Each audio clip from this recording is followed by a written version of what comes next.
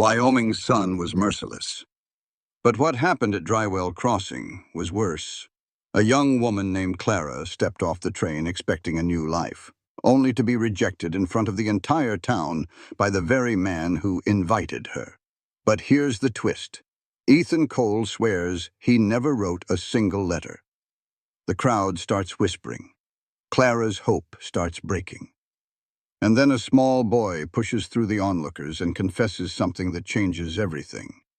He was the one who wrote them, every last word, because his house was drowning in grief and silence. Now Clara has 1 month to survive gossip, a broken ranch, and a widower whose heart is still buried with his late wife, until a powerful land inspector shows up with moral complaints that could steal Ethan's land. And Clara's only chance to stay might be the most dangerous choice of all. A marriage that starts as a lie and might turn into something real. Lesson. Sometimes the bravest thing you can do is choose love and loyalty before you feel safe. If you want to know what happens when a fake marriage is put on trial by a whole town, stay to the end. And don't forget to like, comment your thoughts, share this story with someone who needs hope, and subscribe for more powerful stories like this. The Wyoming sun was brutal, but the whispers of the crowd at Drywell Crossing cut deeper. Clara stood alone on that dusty platform, a rejection letter from a stranger her only welcome. A man stepped forward, his shadow falling over her long before he spoke. He was tall and weathered, just like the letter said, but his eyes were as cold as a winter creek. He was Ethan Cole, and he looked at her not with warmth, but with a deep, weary sorrow. Clara tried to sound brave. "Mr. Cole," she said, holding out a hand he completely ignored. "This is a mistake," his voice was gravelly. "I do not know who you have been writing to, but it was not me. I never asked for a wife." The words hung in the dead still air. The whole town was listening now.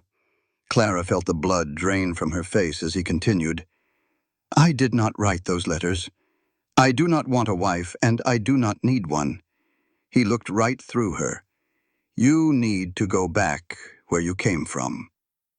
Tears burned behind her eyes, but she would not let them fall. "I spent every last cent I had to get here. The letters promised." "Well, the letters were wrong," Ethan said flatly. "There's a train east tomorrow. I will pay for your ticket." He turned his back on her, and something inside Clara finally snapped. She had gambled everything on the hope in those letters, leaving behind a lonely life for the promise of a family. "You are a coward." The words flew out of her mouth. Ethan froze and turned back, his eyes narrowing. "What did you just say to me?" "I said you are a coward," she repeated, her voice shaking but firm. "You are letting your own hurt make you cruel to a stranger. I know you are a widower with a young son, and I know your ranch is failing. The letters told me everything." "That is private business," he growled. "Papa, stop!" A small boy, no older than 7, darted out from the crowd and planted himself right between them. He had his father's dark hair and defiant chin.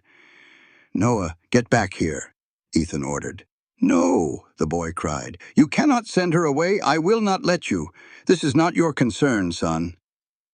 "Yes, it is," Noah's voice cracked with emotion. "I sent the letters. I wrote them all."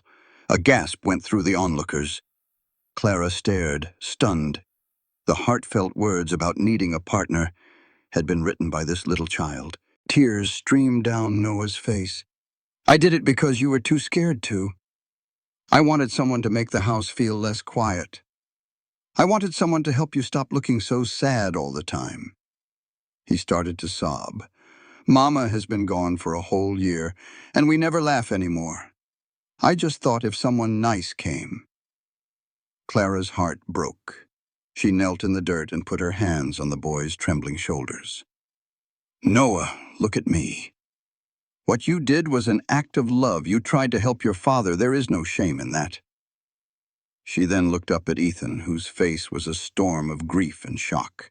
"Mr. Cole," she said, standing up but keeping a hand on Noah's shoulder, "I know this is not what either of us planned, but your son brought me here with love in his heart. The least we can do is talk about this in private, not in front of the whole town."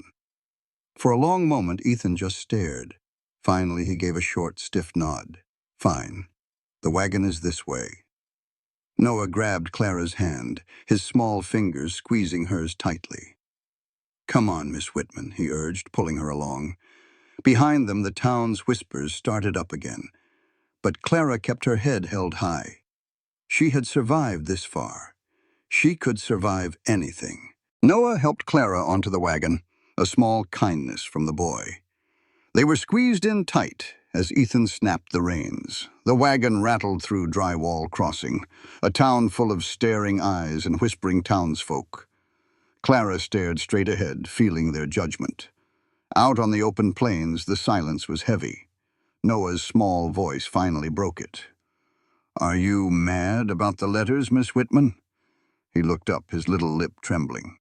No, sweetheart, I am not mad, she said softly. Your papa is surprised, not mad. Noah whispered, he is always mad. Ever since Mama died, he added. Clara saw the hard line of Ethan's jaw, the muscle ticking in his temple. Grief can look like anger sometimes, she told Noah gently. Underneath it all, I think your papa is just very sad. The boy's next question hit her square in the chest. Are you sad too? Is that why you came? She had to admit it. Yes, I was all alone. Your letters gave me hope that I could be needed somewhere. We need you, Noah insisted, to teach me my numbers and to fix this messy house. Our old housekeeper left. Said the sadness here was too thick to breathe. Noah, Ethan's voice cut like a whip. That is enough. The ranch came into view over a small hill. It was a decent spread, but it felt empty, like it was holding its breath. Ethan stopped the wagon and stalked off toward the barn without a single word. He's going to send you away, Noah cried, his face starting to crumple. I just know it. Maybe, maybe not, Clara said, climbing down. Her legs were stiff from the long journey. But I am here now. So why don't you show me this house? Hope lit up the boy's eyes. You will stay? I will stay for a proper talk, at least, she promised, grabbing her bag. The house was just as she pictured, sturdy but drowning in dust and neglect. The kitchen was a mess and the windows were grimy, but she could see it had good bones. It was a place where a family once gathered. It is not much, Noah said, watching her. Mama used to make it nice with flowers and the smell of baking bread. Papa said there was no point after she was gone. Clara set her bag down. How did your mama pass, Noah? He answered flatly, keeping the hurt locked away. A fever. It was fast. 3 days and she was gone. Papa does not talk about it, Noah continued. He took all her pictures down, said it hurt too much to look. Clara's own heart ached for him. Grief does not follow a schedule, she said gently. Just then, Ethan appeared in the doorway, covered in dust from the trail. His face gave nothing away. Noah, go feed the chickens. The boy looked between the two adults and then scurried out the back door. The silence in the kitchen was heavy. Clara stood her ground and waited. This was his move to make. Ethan finally let out a long breath. I owe you an apology. What I did at the station was wrong. You did not deserve that. He looked her right in the eye and she saw he meant it. My boy went behind my back and I am angry. But that is not your fault. So what will you do? She asked. I do not know, he admitted. The right thing is to send you back home with money for your trouble. But Noah needs schooling and this house is a wreck. And after that scene in town, if I send you away now, the gossip will ruin you. If you stay, well, it will ruin you in a different way. You cannot stay here under a grieving widower's roof. Tongues will wag and they will make life a misery for you. We are stuck. Clara folded her arms. No matter what, my name is Mud. You are not stuck. I'm giving you a choice, Ethan said, placing his hat on the table. You can ride out tomorrow with enough money to make a new start. Or you can stay for a little while. He raised a hand to stop her. 1 month. You teach Noah, help me get this house in order, and I will pay you a fair wage. When the month is up, if it is not working out, I will still pay for your ticket back east. No hard feelings. Clara watched him closely. Why would you do all that? Ethan took a long pause. Because my son looked me square in the eye and called me a coward. He was not wrong either. The raw truth of it shocked her. I have been hiding, Ethan said. Hiding from my grief and my duties.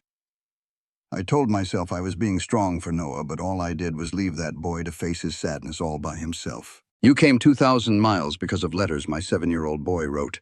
That tells me you are either desperate or brave, and I reckon you are a bit of both. The least I can do is offer you a square deal. Clara felt a change inside her. This man was all hard edges and worn down by sorrow. But under all that, she saw something true and honest.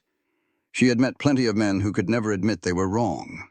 1 month, she said. A proper wage, paid each week. And I want my Sunday afternoons to myself. Done, he answered. One more thing, Clara said, lifting her chin. I will not stand for you being cruel to Noah.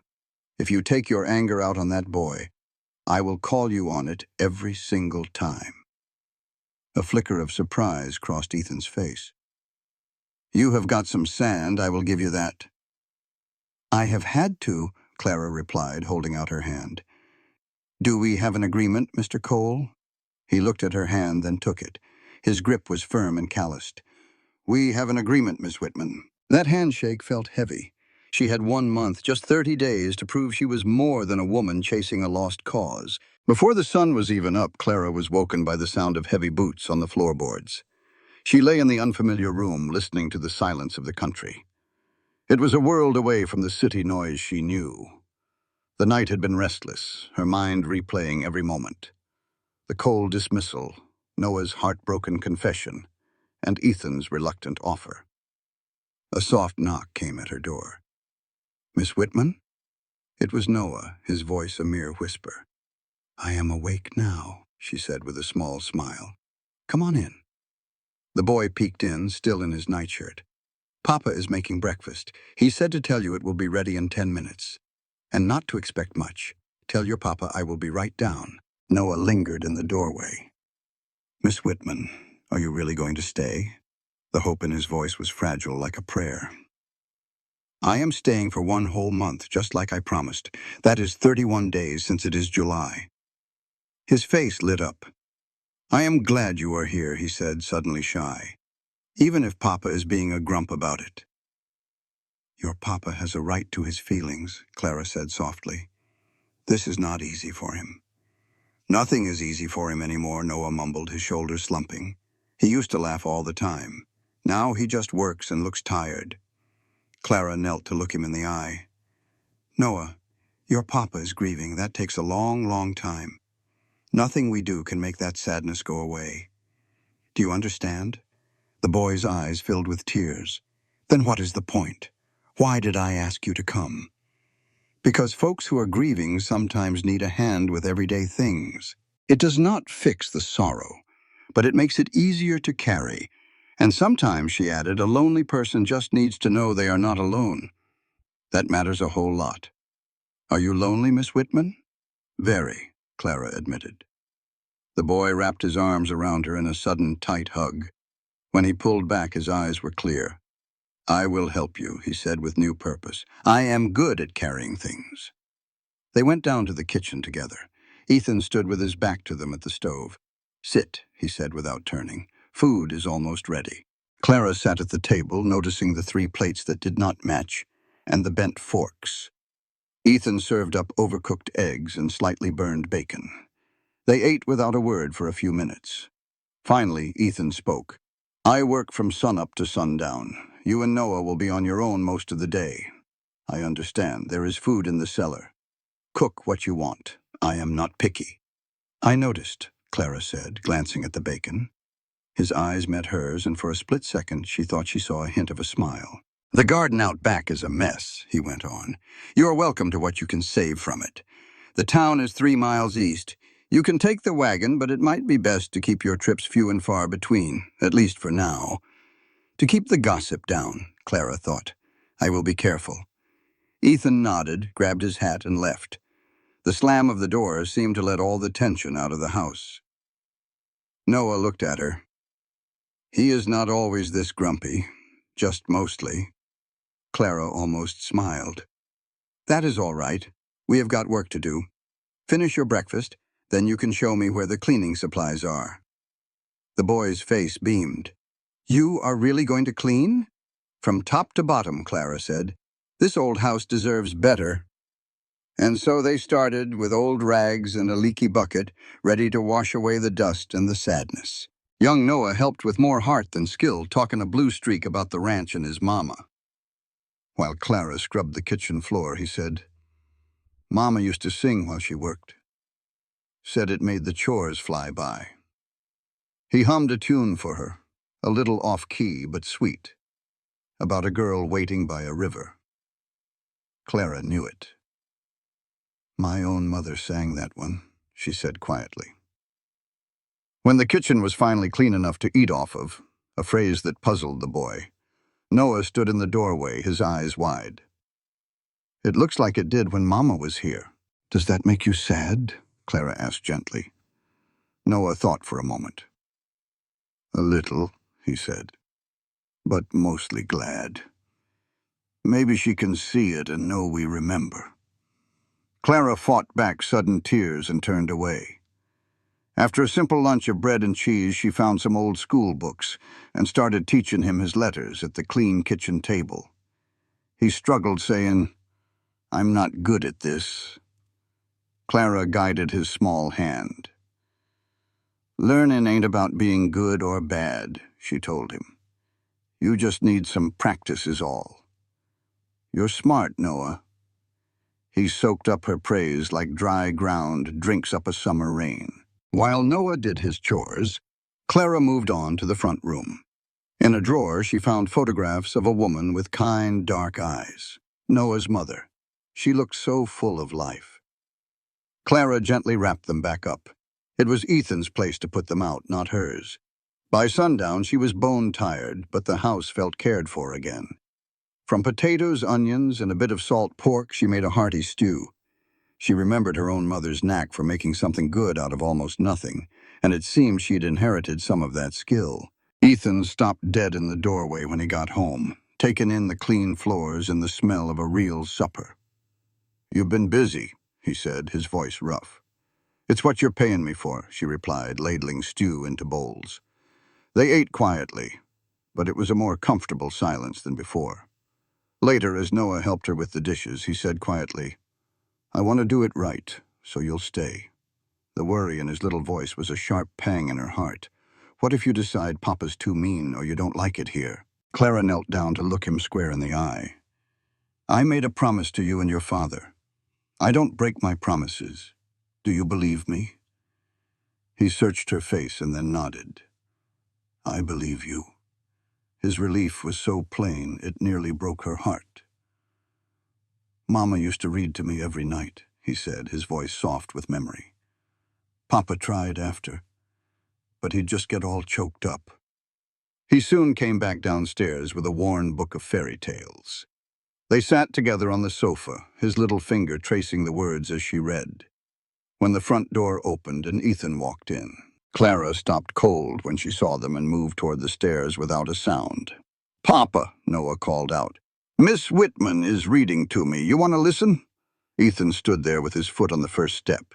It is getting late. Please, just one more story. Clara spoke up softly. Noah, let him finish this one. We are almost done. Ethan's jaw went tight. For a second, she figured he would just say no and send the boy to bed out of pure stubbornness. But he just nodded, stiff as a board, and sat in the chair across from them. Clara kept reading, feeling his eyes on her the whole time. Noah was leaning against her, lost in the tale. When she finished the last page, Noah let out a happy sigh. That was good. Ethan stood up. All right, time for bed. You have lessons with Miss Whitman tomorrow. Can we read again tomorrow night? Noah asked. We will see, Clara said. Now go on. Noah gave her a quick hug and ran up the stairs. Good night, Papa. Good night, Miss Whitman. They both said, Good night, Noah, as he vanished upstairs. A quiet fell over the room. Clara set the book down and stood up. I should probably turn in too. Ethan's voice stopped her. About the reading. He looked like he was wrestling with his words. He has not been that happy in a long, long time. He is a sweet boy, she said. He deserves to be happy. I know that, Ethan snapped back. You think I do not know that? Clara chose her words with care. I think you are doing the best you can in a terrible situation. But grief makes us forget things, like how to read a bedtime story. His eyes flashed. You have been here one day. Do not you dare tell me what I have forgotten. You are right. I am sorry, she said, holding his gaze. But I have been where Noah is. I lost both my parents within 6 months of each other. I know what it is like to watch your only parent just fade away into their sadness. Ethan's anger seemed to melt away, replaced by surprise. You lost both of them? When I was 19, my father's heart gave out. My mother followed soon after. The doctor called it pneumonia, but I believe it was a broken heart. I understand loss, Mr. Cole. He stood there quiet for a long time. I did not know. How could you? She said, moving to the stairs. The days fell into a rhythm. Ethan would leave before sunup and come back after sundown, barely saying a word. Noah became her little shadow, hungry for lessons and kindness. They worked on reading and numbers and brought what they could of the garden back to life. They cleaned the house from top to bottom.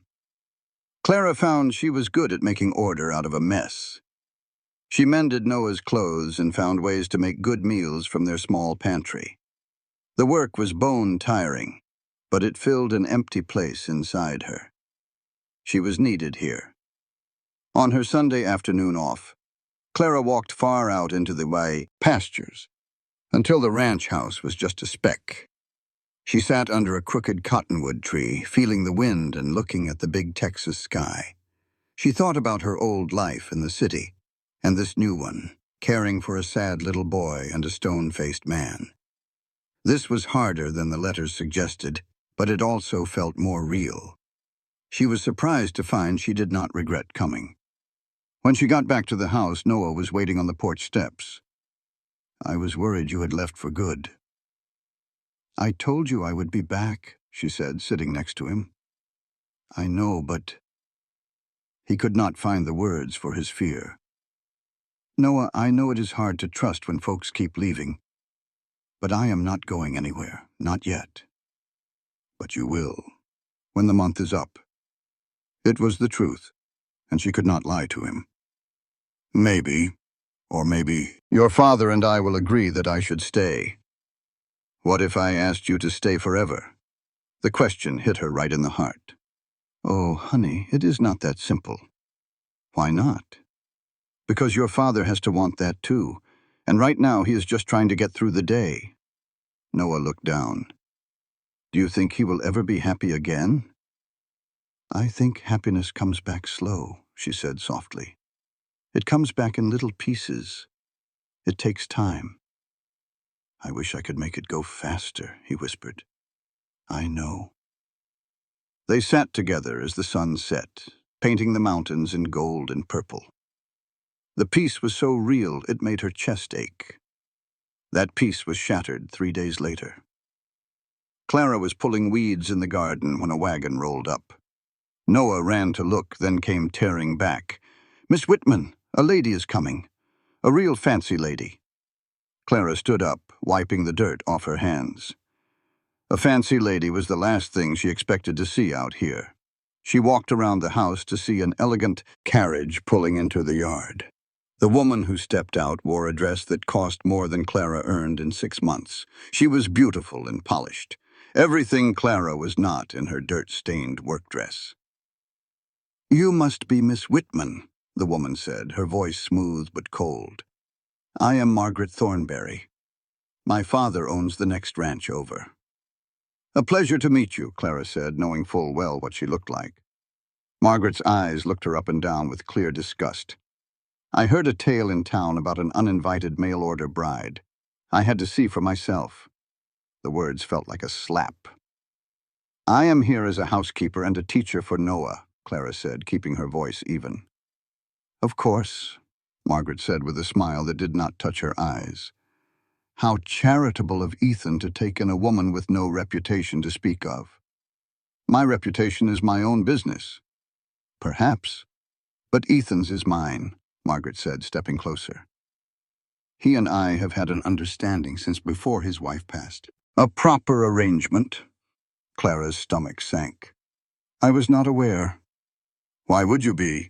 You are just the help. Margaret's smile got sharper. But I thought you should know how things are. Ethan will need a proper wife, someone from a good family, not some desperate woman who answered a child's letters.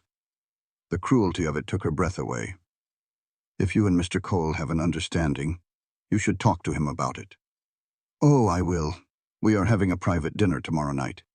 You will need to make yourself scarce. Take the boy into town. Mr. Cole has not said anything about a dinner. He will, Margaret said, turning to leave. Enjoy your month, Miss Whitman, but do not get too comfortable. Some things are just too good to last. She swept back to her carriage, confident as a queen. Clara just stood there, her words ringing in her ears. Noah came and took her hand. I do not like her. She is mean. She is just protecting what she thinks is hers, Clara whispered. But Papa is not hers, Noah said fiercely. He is ours.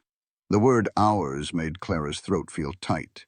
That night, when Ethan came home for supper, Clara was waiting for him. At supper, a few nights later, Clara said, You had a visitor, Margaret Thornberry. Ethan's jaw tightened. She came here to tell me about your plans for tomorrow evening. I don't have any plans, he said flatly. She said you two had an understanding. We don't, he bit out. Her daddy wants to combine our ranches. I've never encouraged it. He met Clara's eyes. The difference between her and you is that you're actually useful. It wasn't a compliment, not really, but from Ethan, it felt like one. If she comes back, he said, tell her I'm busy, for the foreseeable future. But the gossip found its way to them anyway. Noah came in from the chicken coop looking troubled. Mrs. Patterson from next door said people are talking. She said it ain't right, you being here. And what did you tell her? Clara asked, her hand still in the bread dough. That you're my teacher and it's none of her business. That was exactly right, Clara said, punching down the dough a little harder than necessary. But the whispers followed her to town, with folks staring and pulling their children away. The chill finally hit home one Saturday at the general store, when Mr. Hicks, who'd always been polite, looked right through her. I need these items, Clara said, but the storekeeper, Hendrick, just looked right past her. This going on the coal account? He finally asked. He scanned her list with a sour look. Problem is, some folks don't take kindly to shopping alongside a woman living in sin. The insult stung like a whip. I am his housekeeper, Clara said, her voice loud enough to turn heads. But young Noah couldn't hold back his tears. My daddy is a good man, he yelled. And Miss Whitman is too. You're just plain mean. The whole store went dead silent, listening to that little boy. She makes Papa smile again, he sobbed. With that, Clara took his hand and walked straight out the door. Keep your supplies, she said over her shoulder. Small-minded cruelty always finds its way back home. When they got back to the ranch, Ethan took one look at their faces, and his own went hard as stone. What happened? So she told him every last ugly word. Ethan's hands balled into fists. I'm going to town, he said, his voice low and dangerous. He saddled his horse with a fury she had never seen before. I am fixing to remind this town that Ethan Cole doesn't answer to their judgment. He rode off in a cloud of dust, leaving Clara's heart pounding in her chest. She didn't know if he was starting a bigger fire, but she pulled Noah close. Son, none of this is your fault, you understand? Being here, even with the trouble, you rescued me from a lonely life back east. Clara gently turned his face to hers. You gave me a real home. I will gladly pay whatever price comes with it. They went inside, the air thick with worry. Time crawled by. When Ethan finally rode in at sunset, his face was like stone. He tended to his horse with slow, deliberate movements before walking to the house. Clara met him at the door. "Well?" she asked. "It is handled," he said. He explained that he had a long talk with Herricks at the store. "He made it clear that you are part of this ranch, and your word is as good as his. The man will not deny you service again. I may have also mentioned that spreading lies would cost him my business, and probably that of my neighbors, too." Ethan's jaw was set. "I just stated the facts. He needs our business more than we need his store." He understood that well enough. Clara felt a wave of relief and fear. "You did not have to do all that." "Yes, I did." He finally looked right at her, his gaze intense. "You came here on faith. You have worked harder than anyone. You brought my son back to me. I will be damned if I let town gossips run you off." He started up the stairs, then stopped. "You were right about me, Miss Whitman. I was a coward, hiding from my own life. But I am done hiding." Sleep would not come for Clara that night. She knew Ethan's stand had bought them time, but it had not solved the real problem. She was an unmarried woman living in his house. With only 2 weeks left in their agreement, she wondered what would happen next.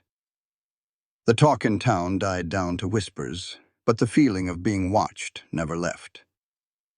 Then one morning, a man in a city suit rode up on a black horse carrying a leather satchel. "Miss Whitman," Noah called out, "there is a man here with official papers for Papa." Clara followed the boy outside, just as Ethan came from the barn. The man introduced himself. "I am Lawrence Finch, a land office inspector. I am here to conduct an assessment of your homestead claim." Ethan's face went hard. "I proved up on this land 3 years ago."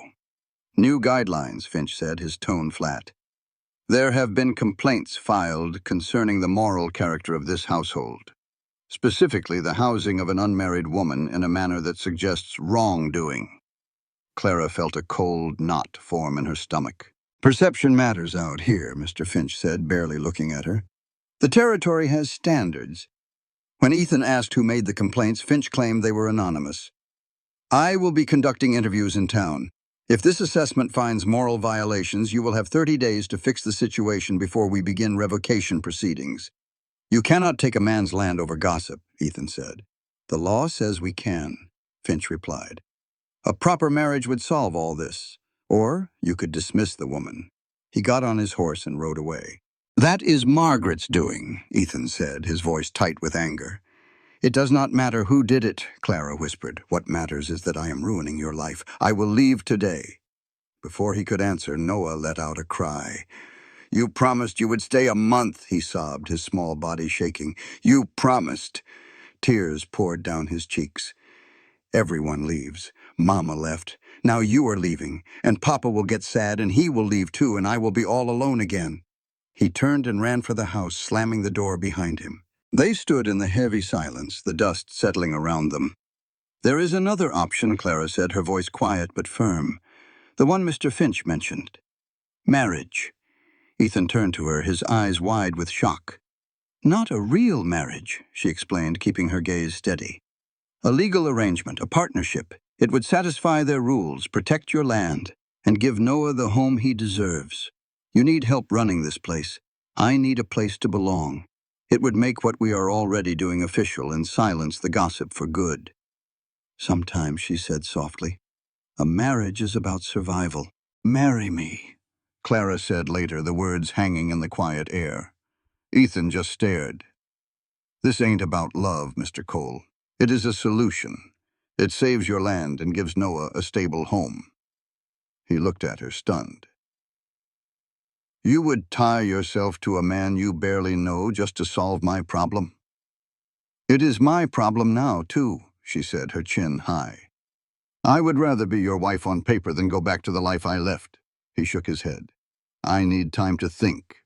Clara found Noah curled up on his bed, sure she was going to leave him. "I am trying my hardest to stay," she told him softly. He rolled over, his eyes filled with hope and fear. "See, there are rules about unmarried women living with widowers, and some folks think we are breaking them." She took a deep breath. "So I need to ask you, what would you think if your Papa and I got married?" "Like Mama and Papa were?" Noah asked, sitting straight up. Sort of, but different, she explained gently. I could never replace your mama, but I could be someone who loves you and is always here for you. He thought on that for a long moment. Would you still read to me and make the house smell good and laugh at my jokes? Yes, to all of those things, she whispered, her own eyes getting watery. He threw his arms around her neck. Then I want it. I want you to stay forever. Clara waited long after little Noah was asleep. The clock on the mantel ticked away the minutes until midnight when Ethan finally came home, looking worn down to the bone. He stopped short, seeing her there. I've been thinking about Sarah, he said, his voice low. About what she'd want. Our marriage was a deal at first. She needed a home, I needed help on the ranch. We built this place together and love grew out of the hard work. Clara held her breath. That sounds like a good life, she said softly. It was, Ethan admitted, his head in his hands. Until the fever took her. I swore I'd never marry again. But the thought of losing this land, of failing Noah, of you leaving. He looked her square in the eye. I'm more scared of that than I am of getting married again, so yes, I'll do it. Relief and a strange ache filled Clara's chest. But you need to understand, he went on. This is a partnership.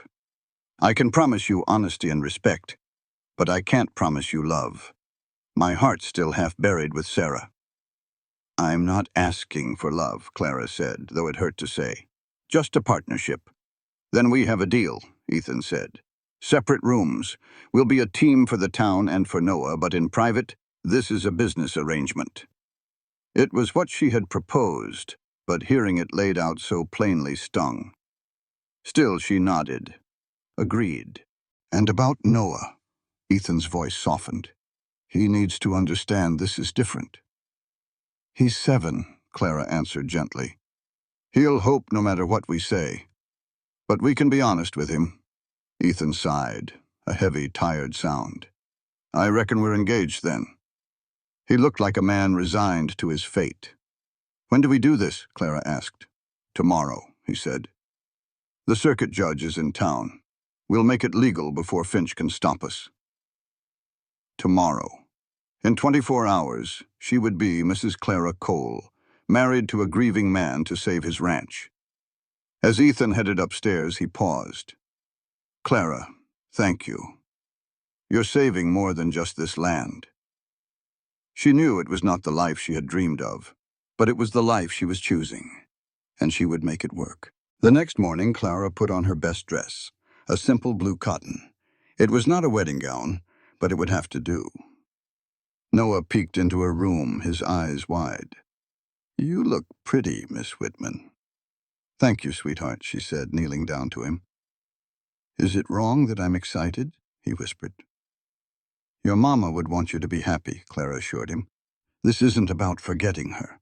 It's about building something new. Ethan was waiting in the kitchen, looking stiff and uncomfortable in his old wedding suit. Wagon's ready, was all he said. The ride to Drywell Crossing was quiet, the big decision hanging heavy in the air between them. Judge Morton, a kind-eyed man, was waiting on the courthouse steps. Mr. Cole, Miss Whitman, he nodded. I understand you're here to be married of your own free will.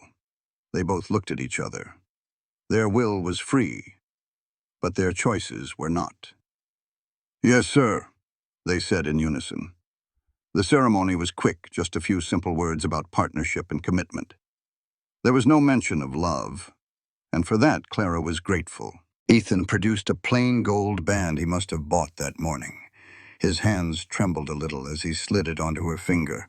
It was too big, a small reminder of how rushed and unusual this all was. By the power vested in me, Judge Morton said, closing his book with a thud, I now pronounce you husband and wife. Mrs. Cole, the name felt foreign. Ethan did not kiss her. The awkward moment was broken when the door flew open. Lawrence Finch stood there, his face red with anger. Judge, I object. This marriage is a sham. Judge Morton raised an eyebrow. On what grounds, Mr. Finch? Do you have proof this is not a legal union? The timing is too convenient, Finch sputtered. It is obvious they are trying to manipulate the regulations. Ethan stepped forward, his voice as cold and hard as winter stone. What is obvious, Mr. Finch, is that you and whoever you work for are desperate to drive my wife from her home. He stood beside Clara, a united front. Well, Ethan said, his eyes locked on Finch, she is not going anywhere. The land inspector, Mr. Finch, looked fit to be tied. This marriage is a fraud, he sputtered. But Judge Morton stepped right in. Are you accusing me of performing an illegal ceremony, Mr. Finch? The inspector choked on his words and stormed out, defeated. In the silence, Ethan looked at the new ring on Clara's finger. The church social is tomorrow, he said. We show up together, as Mr. and Mrs. Cole, and we will dare anyone to say a single word. It was a bold move, but Clara knew he was right. We had to get ahead of the gossip. All right, she said. Tomorrow we'll show the whole town we're husband and wife. Ethan gave a grim nod. The ride back to the ranch was quiet, heavy with what they'd done. Clara fidgeted with the ring on her finger. It felt strange. She was married to the grieving man beside her, a man who wanted nothing to do with her just weeks ago. When we tell folks, Noah chirped, breaking the silence, I bet Mrs. Patterson faints. She's always fainting at a surprise. That's enough, son, Ethan said, his voice softer than usual. When they got home, Ethan helped her from the wagon, his touch proper and brief, but it sent a jolt right through her. I need to check the north fence line, he announced suddenly. Coyotes have been sniffing around. It's past noon, Ethan, Clara pointed out. You haven't eaten. I'll be fine, he said, not looking at her. You should get some rest. Tomorrow's going to be a long day. Then he was gone, swallowed by the barn's shadow. Clara stood alone in the yard, the weight of their deal settling hard in her chest. This was it. This distance was her marriage. She'd agreed to it. But the reality of being alone on her wedding day cut deep. He's just scared, Noah said, taking her hand. I know, honey, are you? A little, she admitted. But you're not leaving, are you? No. I made a promise, and I keep my promises. She squeezed his hand. Come on. Let's get supper started. Your papa needs to eat, whether he knows it or not. She cooked up the best meal she could manage, roasted chicken, garden potatoes, and golden biscuits. It wasn't a wedding feast, but it marked the day. Ethan came back at sunset, covered in dust and bone-tired. He froze in the doorway, staring at the set table. What's all this? He asked, his voice rough. Supper, Clara said. I figured we should eat together, as a family. That word, family, just hung there in the quiet. They ate without much talk, except for Noah. The food was good, but to Clara, it tasted like dust. After, Ethan stood up. I'll sleep in the barn tonight. Give you some space. That's not necessary, Clara said, confused. We have separate rooms. I know, he said, his jaw tight. But folks talk. It's just better this way. But Papa, what if it's cold? Noah cried out. I'll be fine, Ethan said, grabbing his hat. Lock the doors. And he left, before she could say another word. Clara pulled a trembling Noah close. He just needs a little time, she said, though it felt like a lie. She put Noah to bed, but when she went to her own room, his first wife's room, the loneliness washed over her.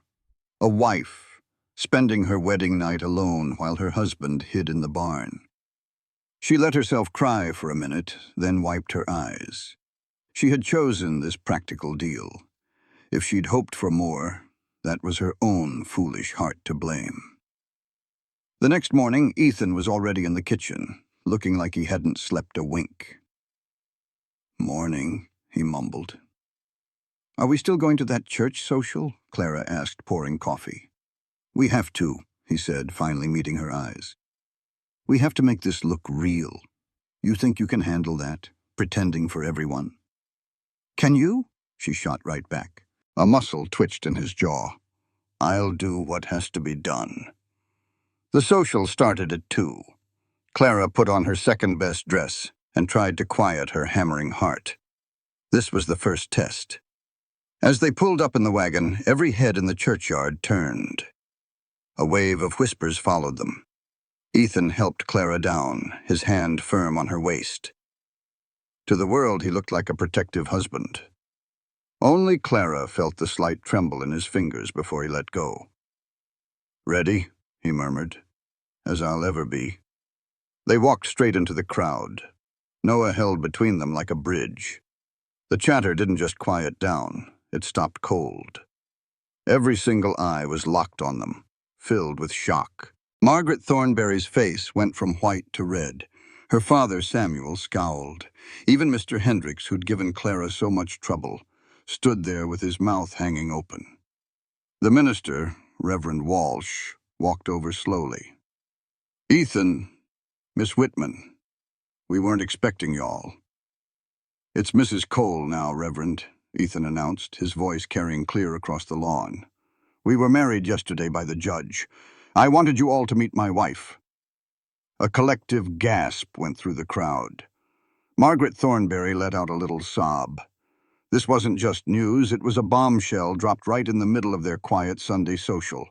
Ethan had just declared war without firing a single shot. Margaret's voice was sharp as a cactus needle. "But y'all barely know each other." Clara lifted her chin. "We know enough. I've run Mr. Cole's home for over a month now, and we decided to make our partnership official." "Partnership?" Margaret spat the word out.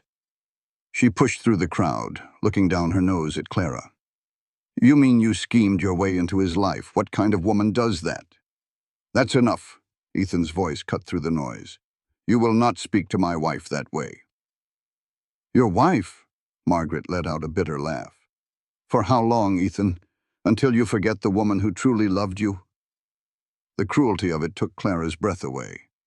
But before anyone could move, little Noah stepped forward, his voice clear as a bell. "You stop being mean. Clara is good and kind, and she makes Papa smile. She's not trying to replace Mama, because nobody could. But we're still here, and we deserve to be happy too." A heavy silence fell over the room. "Noah's right," Ethan said, his voice steady. "My son wrote to Clara because he saw we were drowning in grief. She came here and has shown us nothing but decency." Samuel Thornberry, Margaret's father, finally spoke, his voice dripping with scorn. "How convenient. You marry her the day after the land inspector visits." Ethan shot back. "I call it good sense. Mr. Finch came here with trumped-up complaints to push me around. I made a different choice. I chose my family." "Family?" Margaret's voice cracked. "Sarah was your family. You built this ranch with her, and you've replaced her with this nobody from nowhere." "Sarah's gone." Ethan's voice was raw with a year of held-in pain. "She's been gone 12 months, and nothing can bring her back. I loved her, I'll always love her, but she's not here. And Noah and I," he continued, "we have to keep living. Clara understands that." Tears streamed down Margaret's face. "You were supposed to be mine. Our fathers arranged it all." "That was their arrangement, Margaret, not mine," Ethan said a bit more gently. "I'm sorry it hurts you, but that's the truth." The local reverend stepped in, trying to calm the waters. "Perhaps we should all take a breath. This is a celebration." But the crowd was frozen, hungry for the drama. Clara felt their judgment like a physical weight. These folks saw her as a thief who had stolen a life that wasn't hers. "I think we should leave," she whispered to Ethan. "No," he said, his voice firm as oak. "We came here to be seen. We're not running." He laced his fingers with hers, right there in front of everyone. The touch was a warm, solid anchor. "My wife and I are going to get some food. Anyone who has a problem with that is welcome to head on home." It was a clear challenge. After a long moment, Mrs. Henderson, the widow who ran the boarding house, stepped forward with a warm smile. "Congratulations, Ethan, Clara. A marriage is always worth celebrating." Her kindness broke the spell. A few other folks offered their congratulations, some genuine, some not so much. Margaret stormed off, dragging her father with her. But enough people stayed. The rest of the afternoon was a tense performance of small talk about the weather, with Noah sticking close to their side. Finally, Ethan decided it was time to head back to the ranch. The ride home was dead silent. Noah fell asleep against Clara, worn out from it all. "You did well," Ethan said quietly as their ranch came into view. "I felt like I was on trial," she confessed. "You were. We both were," he said. "But we made it through." After they put Noah to bed, they stood awkwardly in the hall. "I'll sleep in Sarah's old sewing room," Ethan said. "We need to keep up appearances." "That's wise," Clara agreed, twisting her new wedding ring. "Ethan, what if Margaret was right? We barely know each other. What if this is a huge mistake?" Ethan was quiet for a spell. Then he spoke about Sarah's final hours. "She grabbed my hand," he said, his voice low. "She made me promise. She said, 'Don't let the grief kill you. Find a way to keep living.'" He met Clara's eyes, showing a vulnerability she'd never seen. "I didn't understand what she meant back then. I thought just surviving was enough. But you came here, and I started to see that living means making hard choices that move you forward." He took a breath. "This marriage might not be conventional. It's built on practicality, not passion. But we both chose it with our eyes wide open. That has to count for something."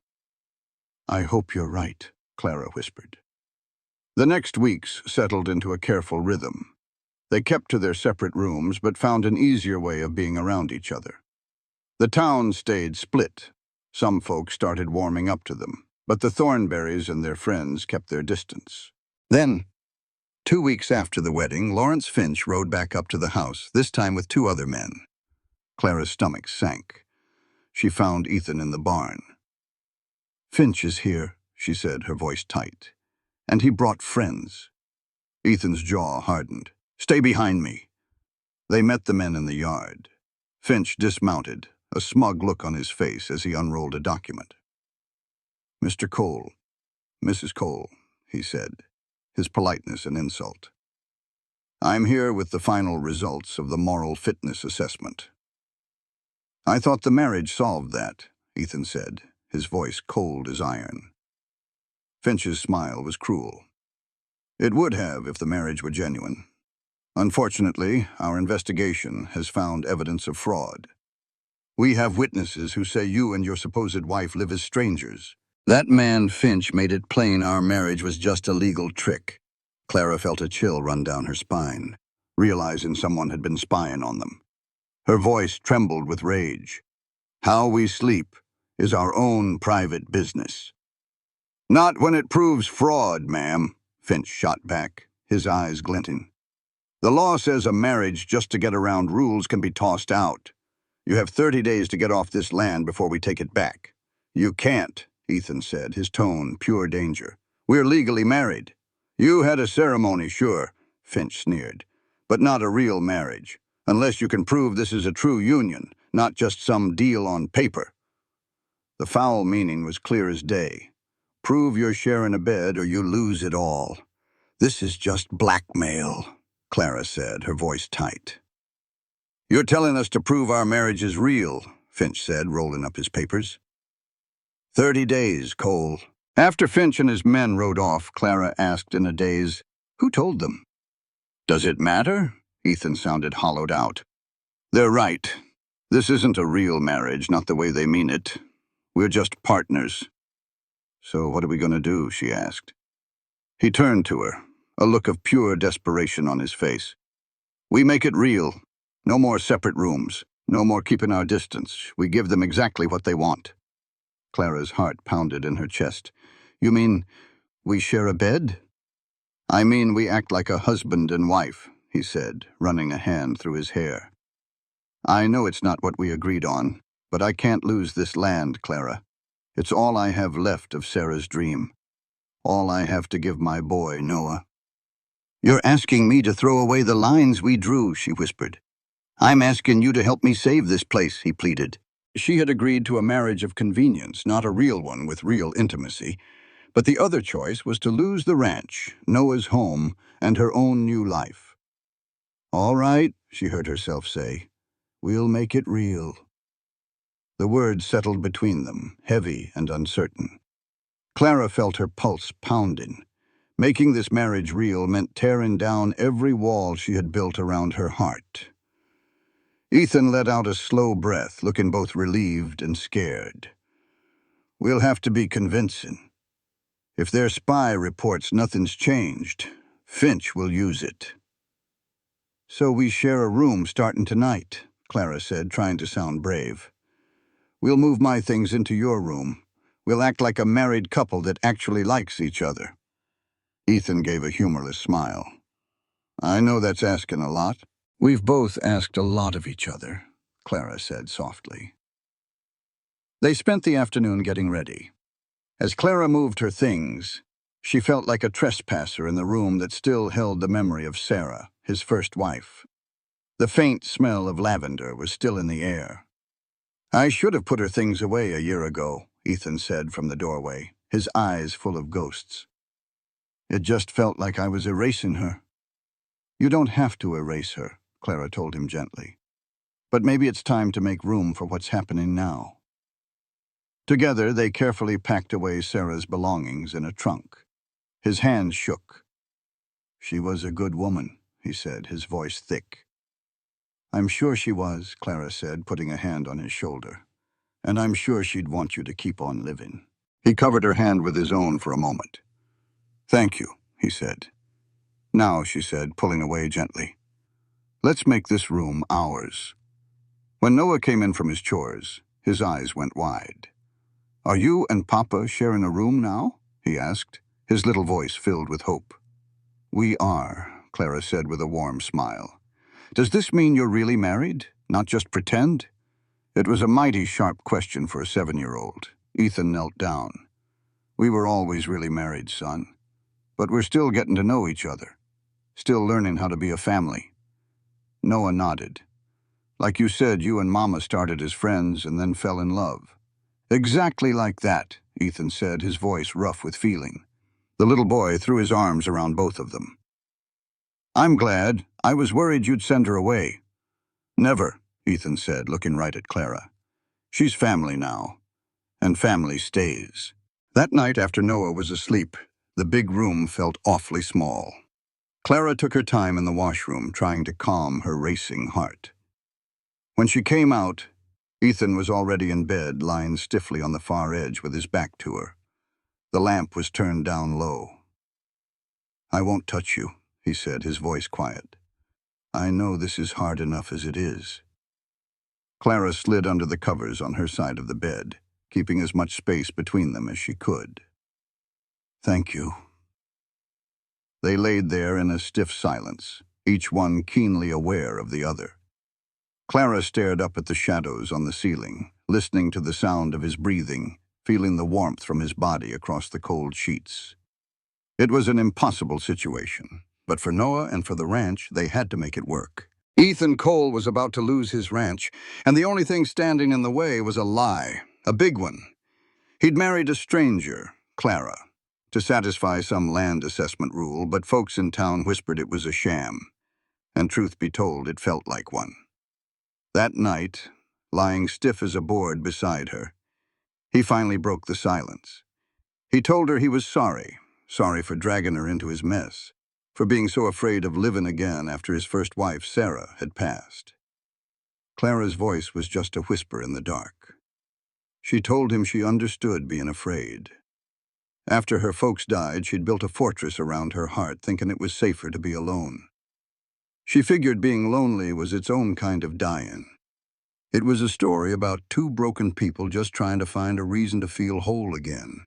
And it proves that sometimes the biggest risks lead to the best rewards. So if you are feeling stuck, remember their story. Ethan managed a faint smile. So we're just two half-dead people trying to figure out how to live again. And that's when things started to change. They decided to learn together, one day at a time. They started working side by side in the garden.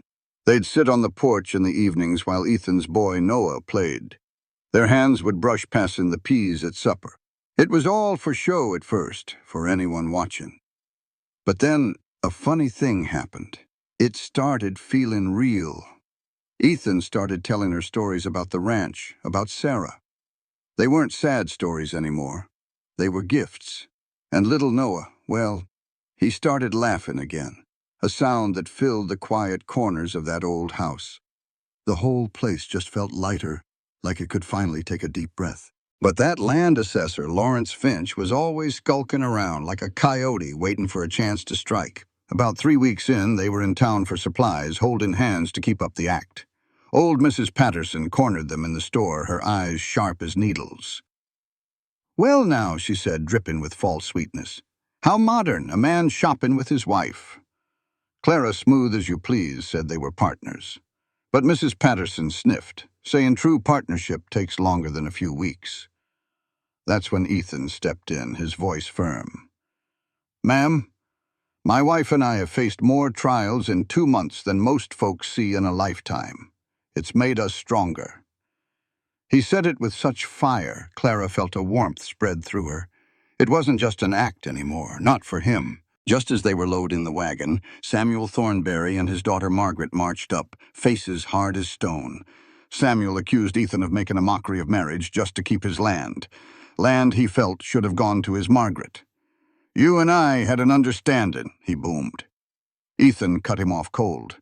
"You had hopes. I never made promises." Margaret, pale and trembling, pleaded with Ethan, claiming Clara had bewitched him, made him forget his duty to Sarah's memory. "I owe Sarah peace," Ethan said, his voice soft but steady. "And that means moving forward. Clara helped me see that." Margaret finally snapped. "She's a nobody, a desperate woman who answered a child's letter." Ethan's voice rang out clear across the town square. "She's my wife, and she's shown more courage and grace than anyone in this town." You could have heard a pin drop. Samuel Thornberry swore Ethan would regret it, that Finch would expose their fraudulent marriage and they'd lose everything. Ethan just helped Clara into the wagon. "I won't need mercy," he said, loud enough for all to hear. "I have family." On the quiet ride home, he looked at her. "I'm tired of letting bullies run my life. You are my wife. That means I stand with you. I should have from the start." He told her he meant every word he'd said back there. He took her hand, his fingers tangling with hers. "You've become important to me, Clara. This started as a deal," he said, his voice husky. "But it's become something else. Something real." Tears welled in Clara's eyes. She confessed she'd been hoping for more, too, but was too scared to say it. Ethan pulled the wagon to a stop. He turned to her, his gaze serious. "When Sarah died, I thought love died with her. But you showed me there's room for more." He gently cupped her face. "Clara Cole, I'm falling in love with you. Slowly and not perfectly, but for real." Tears streamed down her face as she whispered, "I'm falling in love with you too." And right there, on that dusty Texas road, he leaned in and gave her their first real kiss. A kiss that tasted like a new beginning. They finally felt like a team, ready to fight for their future. But the fight came to them the very next day. Lawrence Finch showed up with the sheriff, waving a piece of paper. "Final notice," he said with a cruel grin. "The land office has concluded your marriage is illegitimate. You have 7 days to vacate." 7 days. It felt like a punch to the gut. Finch sneered. "You married the day after I delivered the initial warning. It's an obvious trick." But as Margaret's bitter words echoed in her head, a desperate woman who answered a child's letter. Clara had an idea. She raced inside and returned with a worn envelope. It was her first letter to Noah, and the postmark on it was dated 1 full month before Finch had ever set foot on their ranch. It wasn't a trick, it was proof. Their connection had started long before the threat. Finch's face went white. The sheriff just tipped his hat. Their house was safe, their family was real, and their love had won. But Finch came back, his face smug. The timing of your wedding speaks for itself. Timing proves nothing, Ethan argued. We were building a life here long before that. Says you, Finch sneered. My witnesses say you kept separate rooms until I came poking around. This is fraud, Cole, and this land is forfeit. He slapped the papers into Ethan's hand. 7 days. I'd start packing. After he left, Ethan just stared at the papers, his face pale as a ghost. They've beaten us, he said, his voice empty. Clara grabbed his arm, her eyes flashing with fire. No, she said, her voice low and steady. They have not. We've been defending. We haven't started fighting back yet. Ethan looked at her, seeing a spark of defiance he hadn't expected.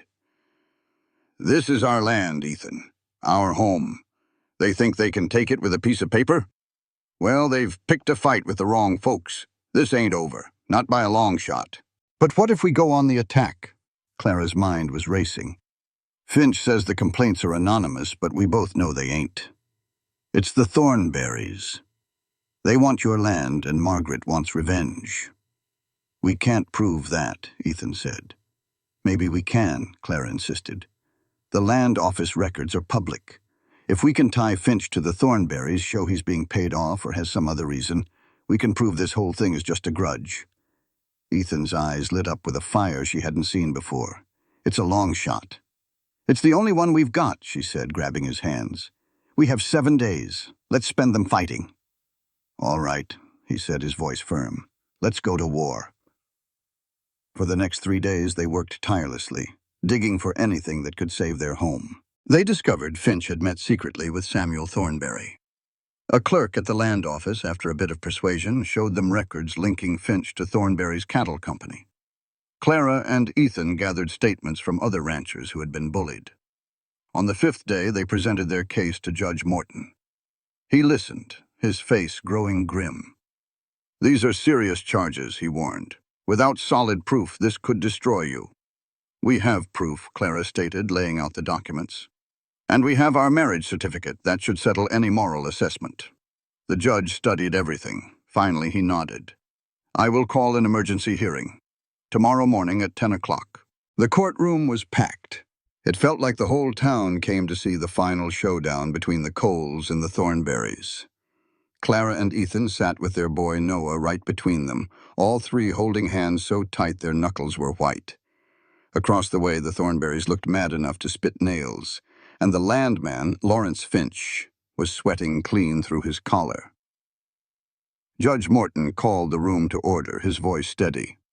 We are here, he announced, to look into the assessment of the Cole homestead and some serious claims of corruption. He looked straight at Ethan. Mr. Cole, you may present your evidence. For the next hour, they laid out the whole sorry tale. They showed how Finch and the Thornberrys were thick as thieves financially, and how their neighbors had been scared into silence. When they finished, Clara stood up, her voice clear as a bell. Your Honor, my husband and I fell in love while building a life from nothing. It may have started as a business deal, but it turned into a real family, with a son we both cherish. We share a home, and we share a life. That is not fraud. That is love. The room was dead silent.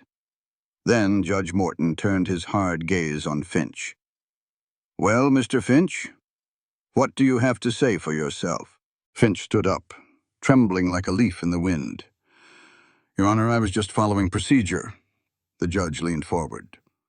Procedure based on complaints from who, exactly? Finch darted a nervous look at Samuel Thornberry, who gave a tiny shake of his head.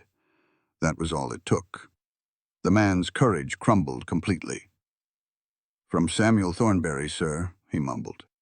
Mr. Thornberry got to his feet, full of pride. That land should have been part of my family's holdings. I was protecting our interests. Judge Morton's disgust was plain. By trying to steal a man's rightful property? That is not protecting interests, Mr. Thornberry. That is corruption. He banged his gavel hard. "The assessment is void. The Cole homestead stands. Mr. Finch, you are finished here. And Mr. Thornberry, expect a call from the Attorney General." The courtroom exploded with noise. Clara burst into tears as Ethan pulled her and Noah into a fierce hug. They had won. Against all the power and money, their little family had won. As they left, Margaret Thornberry stopped them, her father already gone in a storm of fury. "I am sorry," she said, looking at the ground. "I was hurt, and I let it make me cruel." Clara just nodded kindly. "I hope you find some real happiness, Margaret." A few moments later, Ethan put his arm around his wife's waist. "Ready to go home?" he asked softly.